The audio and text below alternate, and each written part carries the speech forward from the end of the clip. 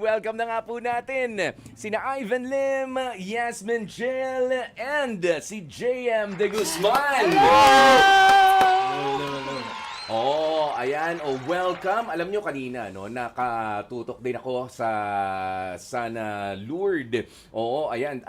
Bumisita rin kayo doon, ano? Oh, ano bang pinag-usapan ninyo ron? Ha?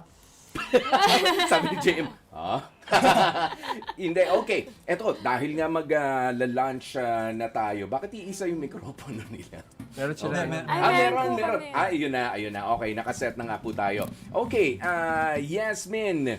Eto, parang ilang beses na rin tayo, ano? Second time. It's so nice to be back, Kuya. Yes, Yasmin. Ilang beses na ang mga papel na mga ginagampanan mo, papaano ang preparation na ginawa mo para dito sa My Best Friend Eman? For this one po, very first teleserye ko siya. So, ang daming preparation po to really dive into the character. So, I'll be playing the role of Priscilla. Best friend po siya ni Ruth, which is played by Miss Shaina Magdayaw. And yung main thing po na I did in terms of preparation is to really understand who I am as a person. Really looking within po and understanding kung how do I protect my loved ones. Kasi ganun po si Priscilla kay Ruth. Siya, palagi po siya nandun. Ang dami pong pagdadaanan ni Ruth. Kaya very exciting po yung teleserye. Ang daming aabangan. But si Priscilla po, with everything that happens to Ruth, nandun po siya sa tabi niya all throughout. So, ayun po, yun po yung preparation ko. Yeah. So in short, medyo mas mahirap ito. Yes. Mahirap din naman yung mga una, di ba? Opo. Medyo mga short yun, no? Yes. Tapos ito naman, serye na talaga Serye ang na po paghahandaan siya. natin. Okay, what about you, Ivan? Yung role ko po kasi dito, ako si Sergeant Thomas, police officer. Ako yung huli kay Mateo De Jesus. Siguro for me, super heavy drama kasi nito eh. So dapat prepared ka talaga. And what I did was nanood daw ng mga maraming movies na nakaka-relate yung character ko. Okay. And then at the same time, talagang pinapractice ko kung paano maging authoritative and firm. Kasi ganun kasing character ko dun eh. Oo. Super mature niya and dapat gawin ko siya as natural as much as possible. Okay. So, ayun. Speaking of yung talaga mga authoritative natin na mga policemen, Yeah. di ba? Tinitignan mo rin ba itong mga actual na mga ini-interview, di ba? Lalo na sa mga police report, ganyan, Yeah. papaano sila. Oo. Talagang firm sila sa mga pinagsasabi nila. Tsaka, di sila yung basta-basta lang na, alam mo yun, like, nadadala sa mga sitwasyon. Oo. And ayun, yun yung talagang pinag-aralan ko. Naku, talagang intensive. Yeah, sobrang ano? intense. Yeah. Oo, and of course, JM. Hi, Ayan. sir. Hi, Idol. Oo naman, ang dati nating kapamilya rin na si JM. Di ba? Nagkakasalubong lang kami niyan doon sa kabila. Ano? Ayan, pero nandito na naman tayo. Napakarami na rin natin mga pinagdaanan na mga papel. How is this one different? Mahirap din ba? Dahil nga sabi ni Ivan kanina is heavy drama ito. Nakilala ka rin naman JM, 'di ba? Sa Madrama. madrama, 'di ba? Sa hugot lang. Yun nga, sabi nga ni Ivan, heavy drama siya. Nagde-demand ng mabigat at emotional capacity as an actor. Yung script namin and yung characters namin. So, we have to prepare talaga. So, ako, sabi ko nga dun sa isang conference namin, I had to put myself into hard situations. Like, I work out every day, training ng jiu-jitsu, martial arts, wrestling, MMA, para masada yung utak ko sa mga mahihirap na sitwasyon. And bakayanan ko yung mga ganong heavy demands and drama, emotional, galit, iyak, frustration, lahat. So, ayoko kasing magbigay ng parang pwede na yan. Yeah. Ano na to? Kumbaga sa tagal nung mga experience mo sa pag-iyak, mahirap pa rin bang umiyak sa ngayon kahit pa nga matagal mo nang ginagawa ito eh. Siguro in connection dun sinabi mo, since matagal ko na nga siyang ginagawa, ayaw mo magbigay ng kapareho nun eh. Yung iyak na yung nagawa mo na parang, nagawa ko na to sa isang character ko eh. Parang gusto mo rin siyang may variations din, may ibang lasa rin. Otherwise, parehas lang. Oo, Umiyak na si JM. Ayun na yun. Di ba? Parang ika-copy-paste na lang. Oo. So, iba rin talaga yung mga hugot-hugot natin dito. But of course, heavy drama ito. Meron din naman, meron ba mga comic relief na mga ano rin dito? Mga inserts, ganyan? Meron. Yes. Una-una sa lahat, nandito po si Miss Ai, the comedy queen. Yeah. At nandito rin sila TJ Valderrama, si Donna Cariaga. So, meron din silang drama at syempre sila rin yung nagbibigay ligaya, yung nagbabalance out nung serye namin po. Oh, okay. With regards naman doon sa soundtrack natin, kumakanta si JM din, ano? May ano ka ba? Bubuhayin mo ba ang pagkanta-kanta ulit? Ano muna, acting muna. Acting muna ulit. O sa mga between na lang, ibubulong. Yan!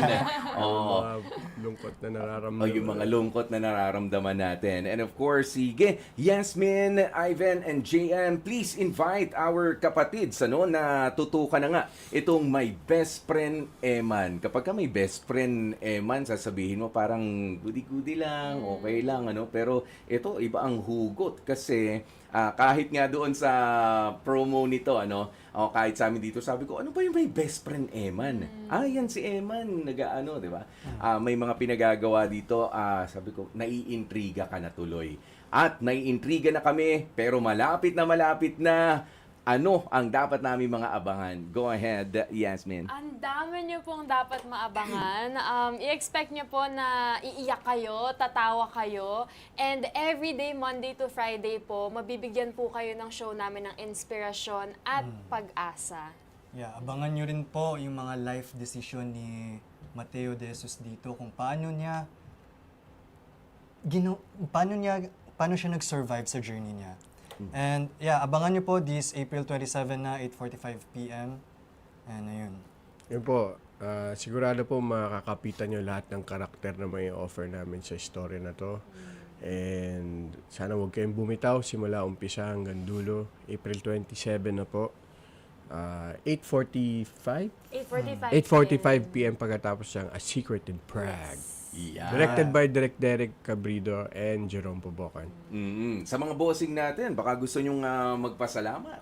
Boss! Thank you so much po! Baka naman after this. Woof! Ayun Hindi nga. pa tapos. Mag-uumpisa pa lang pero kita nyo Secure naman the ang goods. suporta nila. All-out support ang ating mga kapatid boss. 'Di ba? Saktong-sakto alas 12 na nga po ng tanghali mga kapatid. At syempre maraming salamat po sa inyo. Alam nyo, dito sa programa ko, hindi ko kayo pakakawalan ng walang sagot sa ating love question of the day. John, magaling si Yasmin. Looking Oh, for love yan eh. Okay. Eto. Ang love question of the day natin na sasagutin din naman ng mga listeners natin at mga viewers natin, simple lang rin. Anong simpleng kilig moment ang hindi mo makakalimutan? Pwera yung sa CR. Nakinilig ka. Kasi ang tagal mo naghintay. Tagal naman nung sinundan ko.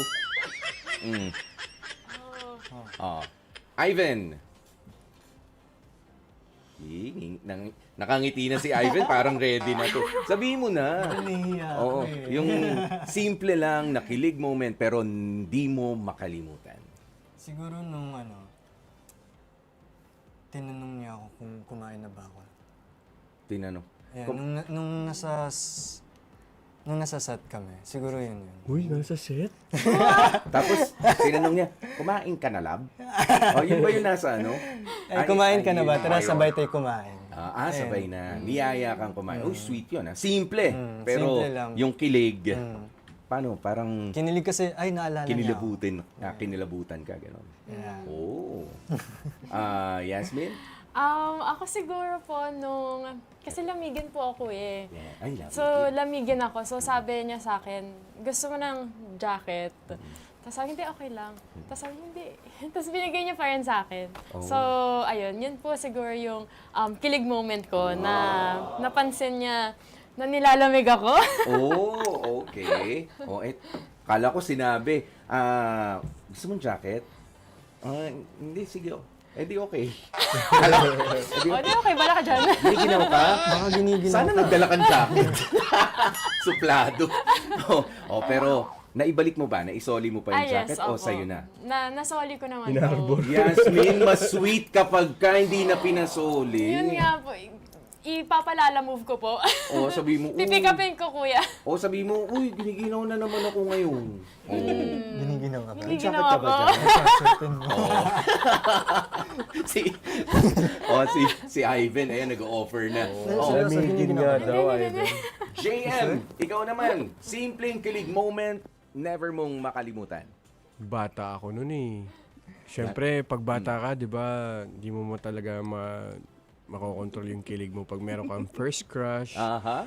naalala ko nag-VTR kami sa commercial noon. Tapos, nag-smile lang siya sa akin. Sobrang kinilig. Feeling ko crush niya rin ako. Oh, yun. Nagkita pa kayo after? Oo, sa mga BTRs. Oh. Pero hindi niya pala ako crush. Palangiti lang siya. Lahat pala ng tinignan niya, nginitian din. Okay. Ano siya, nagtuloy ba siya sa pagiging artista or Hindi naging na. politiko? Hindi na. Politiko. May asawa at anak na yata eh. Okay. Si Stephanie. Hi, Stephanie. Uy, si Stephen. At least magkakilala pa rin kayo. Nasaan ka man? Dyan ka na lang. Oo. Kasi may asawa ka na. Pero hindi makalimutan ang ngiti mo. Okay. Maraming salamat, JM, Ivan, and Yasmin.